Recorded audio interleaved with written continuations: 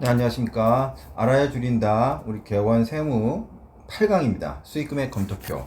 7강에서 저희가 사업장 현황 신고를 공부했어요.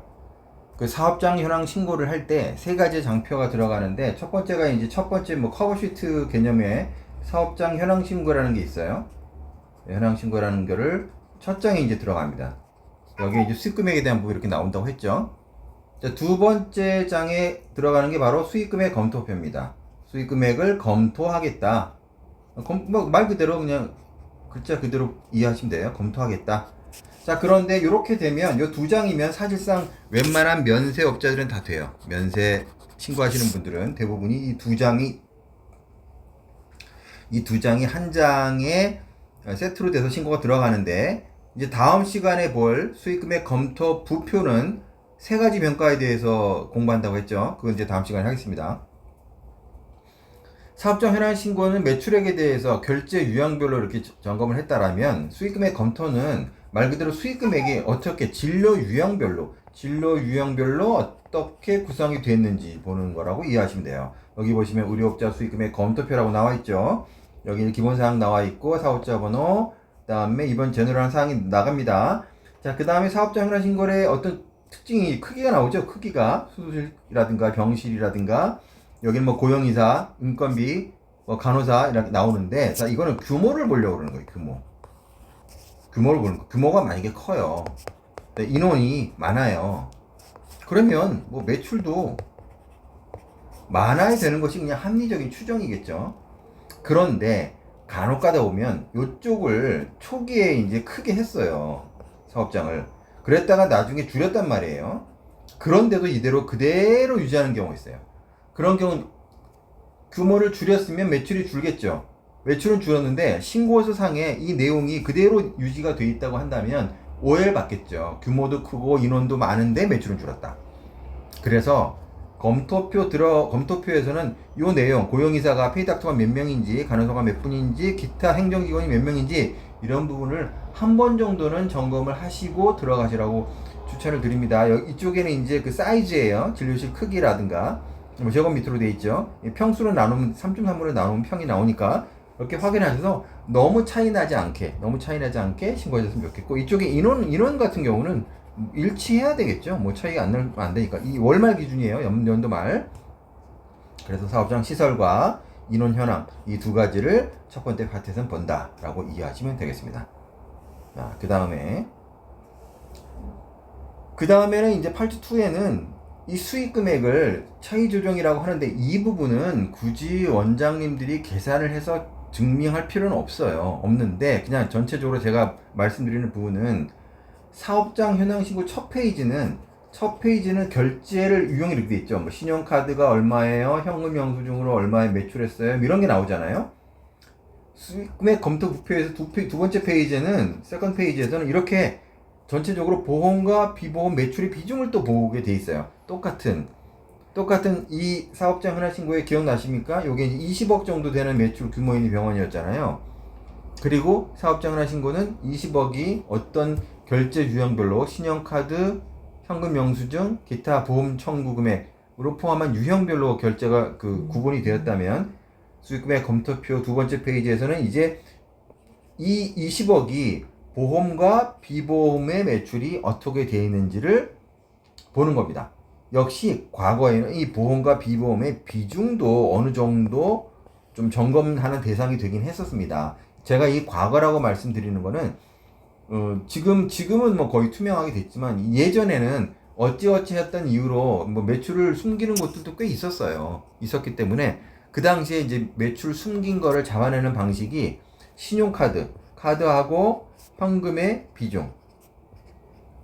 자, 국세청의 자료가 있겠죠. 그 다음에 보험과 역시 비보험의 비중. 이런 비중들을 어떤 추정할 만한 바로미터가 있었습니다. 그래서 그 기준을 벗어날 경우에는 소명을 요청하거나, 아니면 나름대로 이제 심화로 조사가 들어가겠죠. 그런 개념에서 예전에 봤었던 건데요. 지금은 뭐 그렇지 않아요. 많이 그렇지 않고, 다만 여기서 제가 하나만 말씀드린 거는 이 발생주의라는 부분을 좀 설명을 드릴게요. 세무조사에 있었을 부분은 아닌데, 이 발생주의라는 거는 진료가 발생하는 시점에 발생하는 시점에 매출로 잡겠다는 거예요. 자, 예를 들면 2020 올해로 할게요. 2025년 12월 30일 날 진료를 해서 보험 청구했어요. 보험 진료예요. 보험 진료에서 만약에 50만 원의 진료가 발생을 했으면 여기에 매출 집계는 25년도 매출이라는 거예요. 그런데 이 50만 원은 청구 과정을 거쳐서 26년도에 들어오겠죠. 그럴 가능성이 높겠죠. 그럼 그때 현금을 받은 거지만 진료는 2025년에 한다. 이거를 우리가 발생주의라고 합니다. 회계에서는. 근데 뭐 굳이 그렇게 깊이까지는 아실 필요 없고, 파트 2에서는 보험이 얼마고 비보험이 얼마다 정도만 가볍게 보시면 되겠습니다. 물론 이 매출은 동일해야 되겠죠. 불 어렵지 않습니다. 그 두 번째 페이지는. 자, 오히려 파트 3가 더 중요합니다. 파트 3는 뭐냐? 자, 이 부분은 국세청에서 왜 이 부분을 가지고 지금 이제 신고를 하려고 하냐면 바로 이겁니다. 의약품의 사용량, 이 사용량이 되게 궁금한 거예요. 마취제도 마찬가지고. 자, 어떤 거냐? 이걸 이해하시면 돼요.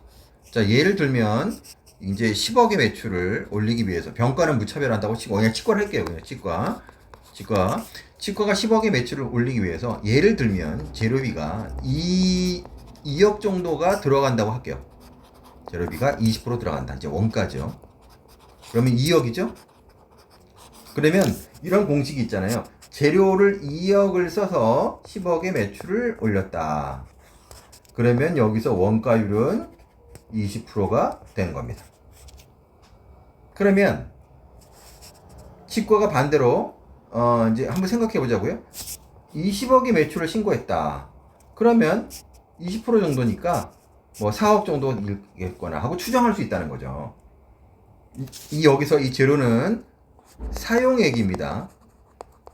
매입액, 계산서를 끄는 금액이 아니라 사용한 금액이에요. 그래서 이 파트 3에서는 의약제, 한약제라든가 뭐 이런 약품의 사용량을 보는 거예요. 사용량. 이 사용량을 뭘로 나누겠어요? 이거를 매출로 나누겠죠. 매출과 어떤 연관관계를 봐서 이런 매출을 올리기 위해서는 이만큼을 사용하는구나. 그래서 이 사용액을 보고 이 사용액에 대한 퍼센테이지가 나올 거 아닙니까?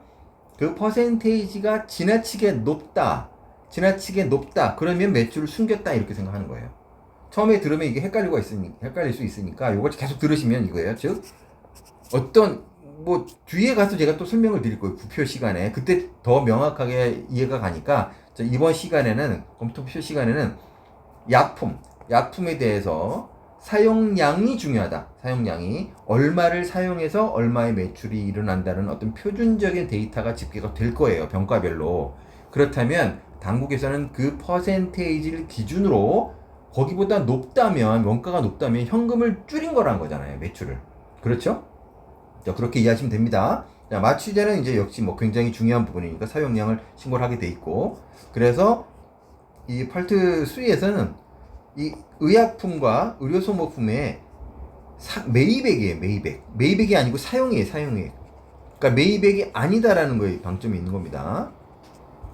왜 자꾸 이렇게 강조를 드리냐면, 이 매입액이 아니고 사용액으로 계산을 해서 원가율을 계산해야 되는데, 가끔 가다가 이제 이 매입액 자체로 몇 프로다 이렇게 말씀하시는 분들이 계셔서 말씀을 드리는 거예요. 지금 이제 와닿진 않으시겠지만 이 매입액, 사용액이 아닌 매입액으로 계산했을 경우는 데이터가 왜곡될 수 있습니다. 그래서 그 부분 좀 신경 쓰시라고 말씀드렸고, 요 부분에 대한 어떤 인사이트는 다음 강인 9강 수익금액 검토 부표 시간에 보다 명확히 확인이 됩니다. 자, 이번 시간은 좀 짧게 끝났네요. 10분이 안 되는 거 보니까. 자, 수고하셨고 9강에서 뵙도록 하겠습니다.